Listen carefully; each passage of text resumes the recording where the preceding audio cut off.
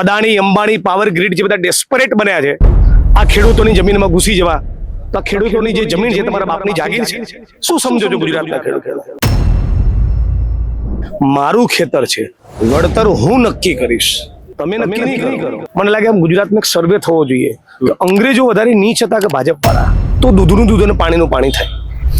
એક કાકાનું કહેવું એવું છે કે અમે તો ભારતીય જનતા પાર્ટીને અમે એટલે કે ખેડૂતો વોટ આપતા જ નથી, પણ કેમ જીતી જાય છે એ ખબર નથી. તો તમને લાગે છે કે કોંગ્રેસ માટે પણ આ ક્યાંક એક વિષય એવો છે, રિસર્ચનો વિષય છે, એમના સુધી પહોંચવાનો વિષય છે કે કેમ આવું થઈ રહ્યું છે? માર્કેટ પ્રાઇસ કરતા 4 ગણું વળતર આપવાની જે વાત છે એની તમે વાત ન કરો, પછી દાદાગીરી કરો, એ તો ના ચાલે. બધાએ નક્કી કર્યું છે આંદોલનમાં આગળ વધીશું. 1 જૂન 15 જૂન 1111 ટ્રેક્ટર. ગુજરાતમાં બધું શક્ય છે, લડો તો ન્યાય નથી.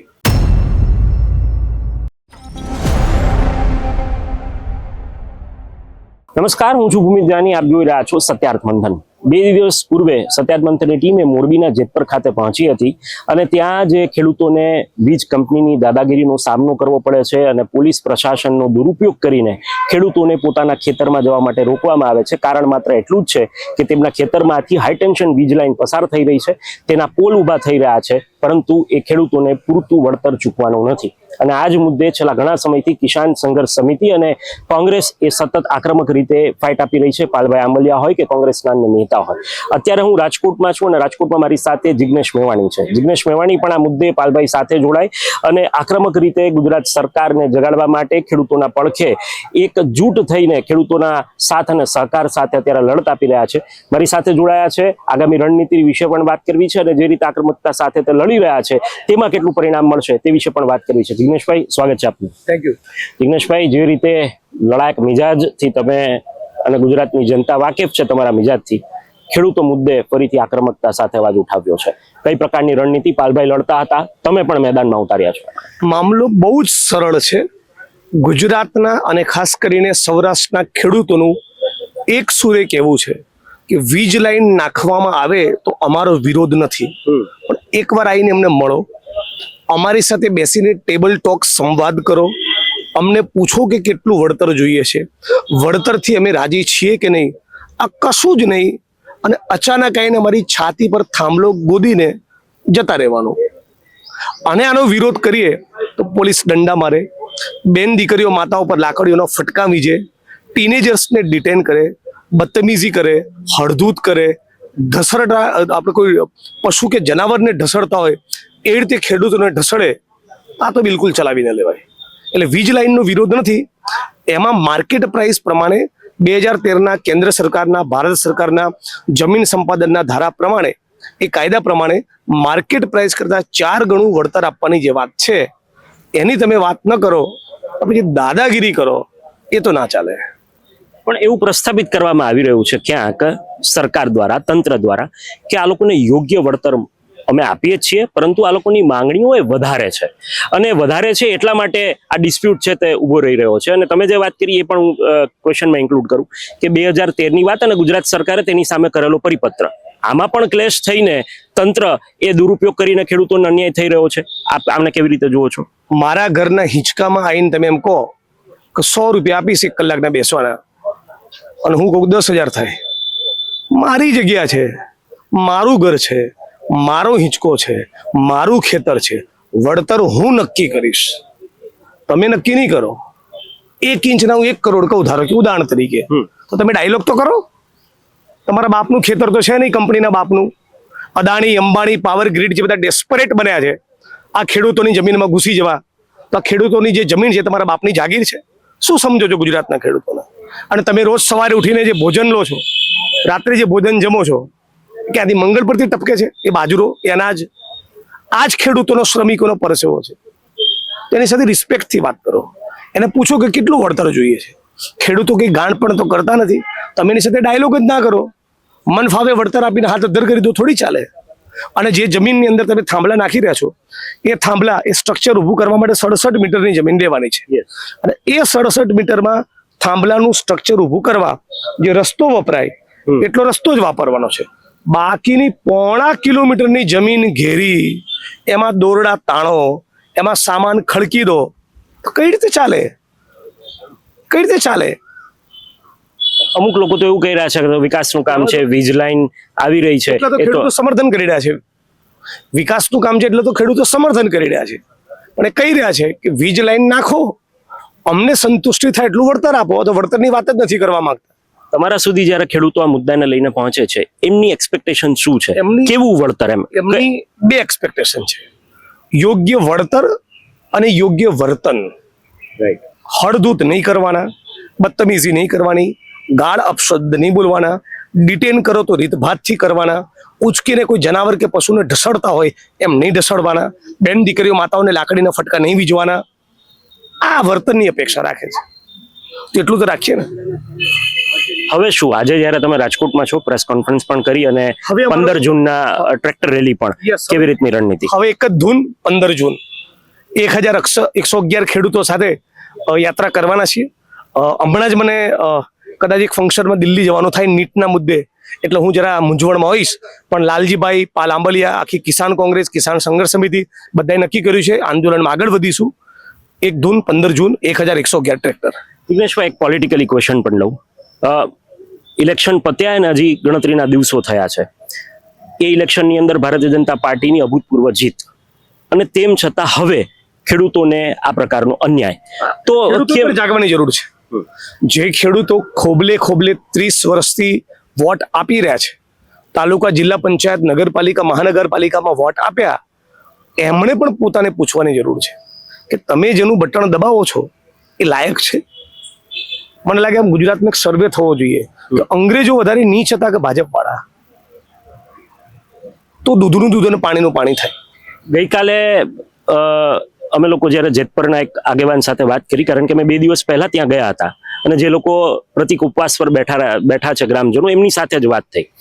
એક કાકાનું કહેવું એવું છે કે અમે તો ભારતીય જનતા પાર્ટીને, અમે એટલે કે ખેડૂતો વોટ આપતા જ નથી, પણ કેમ જીતી જાય છે એ ખબર નથી. તો તમને લાગે છે કે કોંગ્રેસ માટે પણ આ ક્યાંક એક વિષય એવો છે, રિસર્ચનો વિષય છે, એમના સુધી પહોંચવાનો વિષય છે કે કેમ આવું થઈ રહ્યું છે? લોકો નથી મત આપી રહ્યા તો નહીં, વોટિંગની પેટર્નનો સ્ટડી દરેક ચૂંટણી દરમિયાન, દરેક ચૂંટણી પૂર્વે, દરેક ચૂંટણી બાદ કરવો જ જોઈએ. પણ હાલ અમારો જેને કહેવાય ઇન્ટરેસ્ટ એ વોટ સાથેનો નથી. કારણ કે આ 2027ની વિધાનસભાની ચૂંટણીનું ગણિત મનમાં રાખીને નથી લડી રહ્યા. ખેડૂતોનો જેન્યુન આક્રોશ છે, રાઈટ. અને વિપક્ષ તરીકે અમારું કર્તવ્ય છે. તમે જ મીડિયાના મિત્રો પછી પૂછશો કે વિપક્ષ ક્યાં છે, રાઈટ. વિપક્ષ તરીકે જેમ તમારી જવાબદારી આના વિઝ્યુઅલ્સ બતાવવાની છે, એમ અમારું પણ કર્તવ્ય અને રિસ્પોન્સિબિલિટી આ મુદ્દે બોલવાનું છે.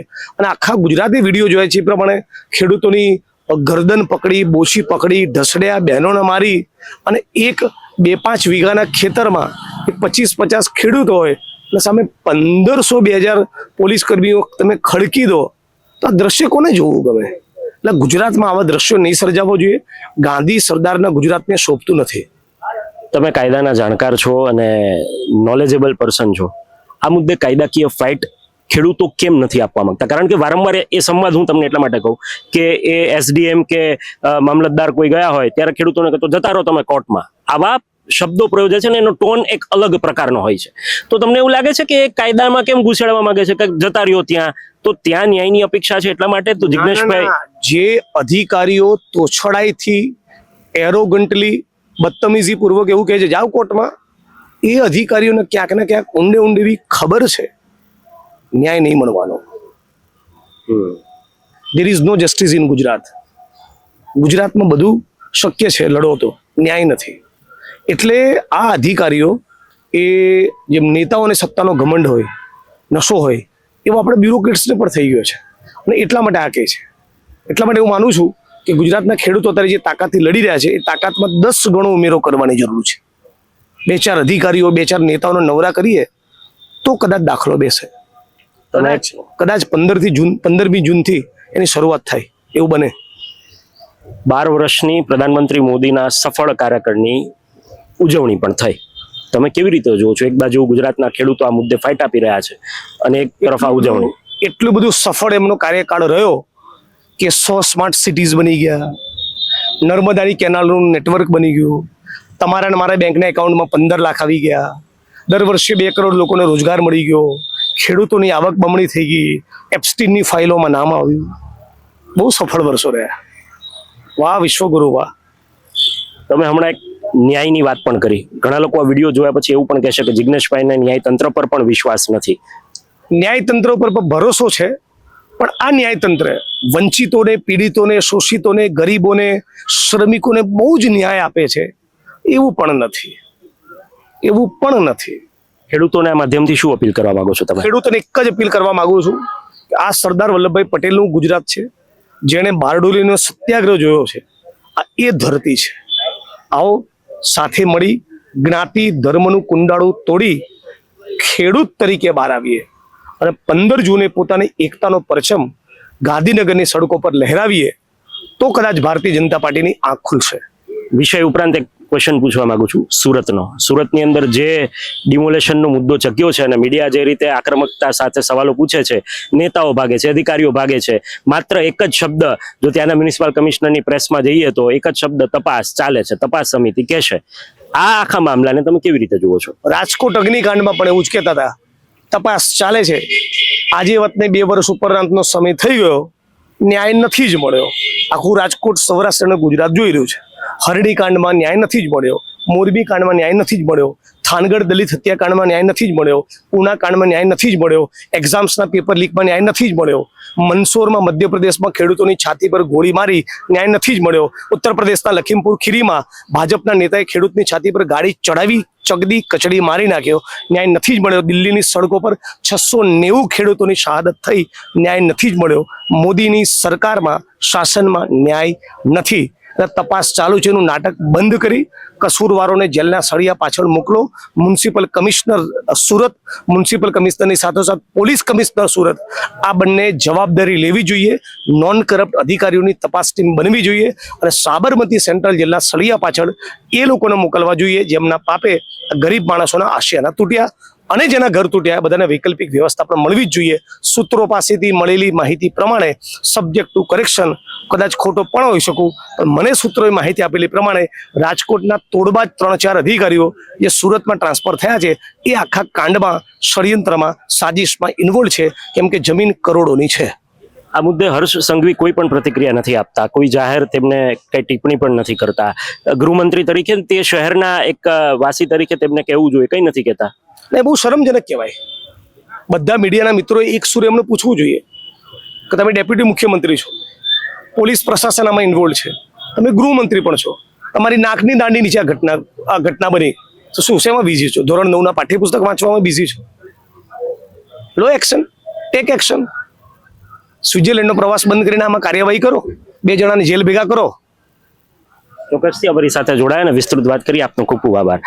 તો આ હતા કોંગ્રેસના કાર્યકારી અધ્યક્ષ અને લડાયક યુવા નેતા જિગ્નેશ મેવાણી, કે જે ખેડૂતોના મુદ્દે અત્યારે આક્રમકતા સાથે ફાઇટ આપી રહ્યા છે. કિસાન સંઘર્ષ સમિતિ હોય, કોંગ્રેસના નેતાઓ હોય, એ બધા જ અત્યારે ખેડૂતોના મુદ્દે, ખેડૂતોના વીજ લાઇનના મુદ્દે સંપૂર્ણ અને પૂરતું વળતર, યોગ્ય વળતર આપવા મુદ્દે ફાઇટ આપી રહ્યા છે. આગામી 15 જૂનના રોજ તેમને કોલ આપ્યો છે ગાંધીનગર કુચ તરફનો અને મોટી સંખ્યામાં ખેડૂતોને જોડાવા માટેનું આહવાન પણ કર્યું છે. આ જ પ્રકારના વિડીયોઝ માટે આપ જોડાયેલા રહો સત્યાર્થ મંથન સાથે. આ મુદ્દે જિગ્નેશ મેવાણીએ જે વાત કરી છે, જે મુદ્દા ઉઠાવ્યા છે, એ મામલે આપનું શું માનવું છે? કમેન્ટ બોક્સની અંદર આપનો પ્રતિભાવ આપવાનું ભૂલશો નહીં. ફરીથી મળીશું, ત્યાં સુધી આપ જોડાયેલા રહો સત્યાર્થ મંથન સાથે. નમસ્કાર. સત્યાર્થ મંથનની યુટ્યુબ ચેનલ સબસ્ક્રાઇબ કરવાનું અને બેલ આઇકોન પ્રેસ કરવાનું, સાથે જ સત્યાર્થ મંથનનું ફેસબુક પેજ લાઇક અને ફોલો કરવાનું અને ઇન્સ્ટાગ્રામ પેજ સાથે જોડાવાનું પણ આપ ચૂકશો નહીં. અત્યારે બસ આટલું જ. મને આપશો રજા. આપ જોડાયેલા રહો સત્યાર્થ મંથન સાથે. નમસ્કાર.